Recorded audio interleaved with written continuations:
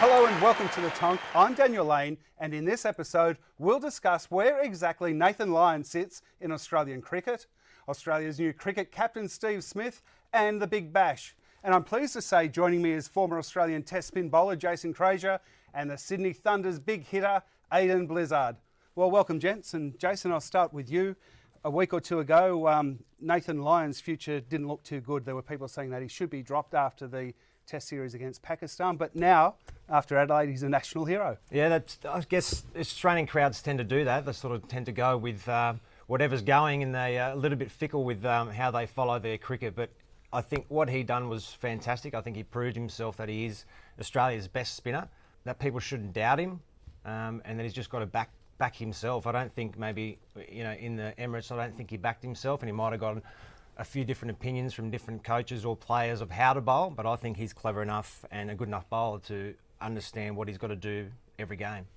But what happened to him before Adelaide highlights the problems that spin bowlers in Australia live with. It almost seems, and I mean, you're better placed than anyone to talk about this, but it almost seems that they're getting ready to be dropped before they make their name as a Test player. Absolutely, and there's a lot of pressure on them since the Shane Warne.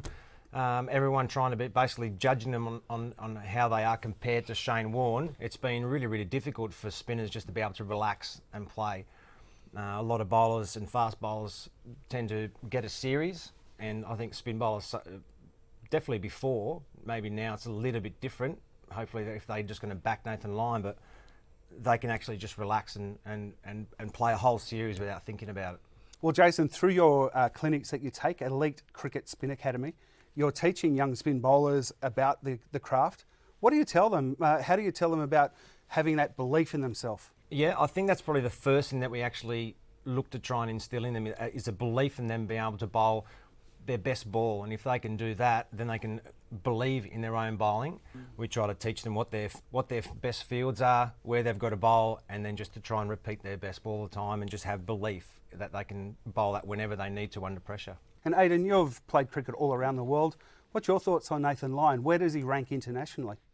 I think Nathan's pretty much underrated in the eyes of the general public, but behind closed doors, amongst the Australian team and amongst other international teams that I've been involved in, they definitely rate him quite highly. He's very good at what he does. He's pretty predictable, but he's very consistent. So Nathan's a great talent and a great character, as we saw in Adelaide. The opportunity presented itself, and he took that opportunity. So he's come a long way with his bowling. I remember playing his first game of Big Bash when he was the curator at Adelaide Oval, and all of a sudden he was out there playing, and he really ripped it hard, gave it a lot of loop, and it's good to see that he's back doing that. I think it's quite challenging for spinners to stay in that mould or that groove of throwing the ball up, but he's found it again, and it's great to see him doing so well. And Aiden, also Steve Smith was named the Australian Test captain, replacing the injured Michael Clarke. What's your thoughts on that as an Australian domestic cricketer who's obviously seen Smith grow? Absolutely, he's grown a lot. I think he's always been a talent. He's got an awkward technique that a lot of people sort of did judge, similar to Phil Hughes at the time. They were both earmarked as potential Australian players, and a lot of people weren't too sure where they fit in this scheme of things. But just goes to show Smith's come a long way. Very exciting times for Australia. I think maybe not an orthodox or a traditional type of captain. Will definitely come from left field with a few of his ideas, as Clarke has done in the past. So I think it's a great time that Australia is starting to begin to create a new dynasty almost.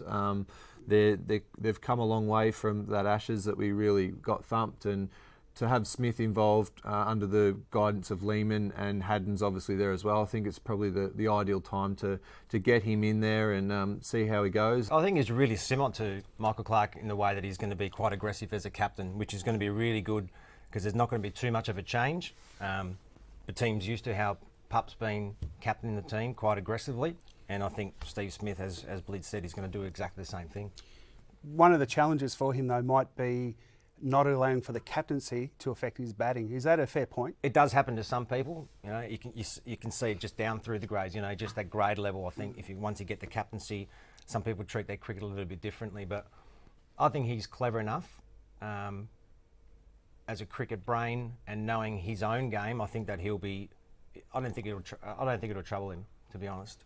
I think he's got the character there to be able to switch on and off when he needs to, and I think that's probably the biggest thing, is to be comfortable in your own skin, be able to lead men, and it looks that he does have that talent. Now the Big Bash League is kicking off as well. Aiden, you're in the thick of it with the Sydney Thunder. They're a franchise that everyone's always held great hopes for them.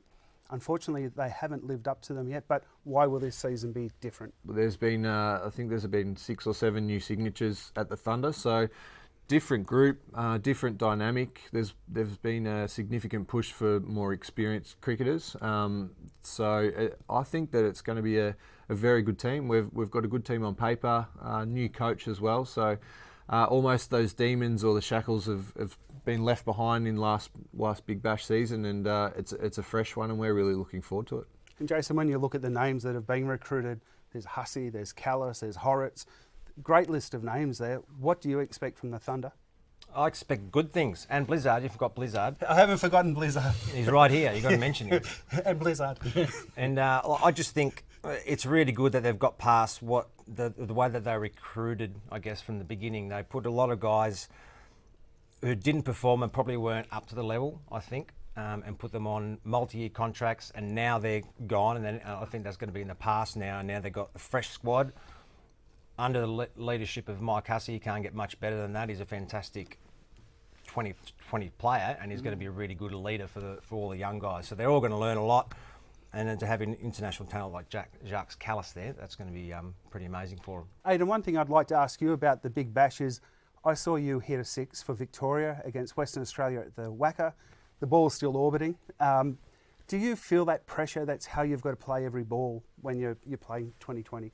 Yeah, look, initially I did. I think without putting myself down too much, it was how I made a name for myself, unfortunately, or fortunately. Obviously, hit a big 6 and it sort of went global, and then to get a IPL contract and go to the Champions League and other places around the world, yeah, there is a big emphasis on hitting the ball hard and long.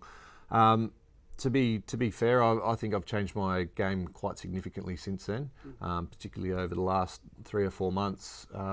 Strike rate's gone down a little, but my results have gone up. It's all part of the game. I think we talk about Steve Smith and the pressures that he's gone through, and I think it's similar for a lot of guys that are expected to clear the rope. So I feel that it's evolving for me quite significantly, and I'm definitely looking forward to the opportunity this Big Bash of getting out there and scoring large totals rather than hitting big 6s. It'll be good to hit some, but for me personally, it's definitely winning games rather than hitting 6s. Gentlemen, really appreciate your time. Thanks for coming in, and thanks for watching The Tonk. We'll be back next week.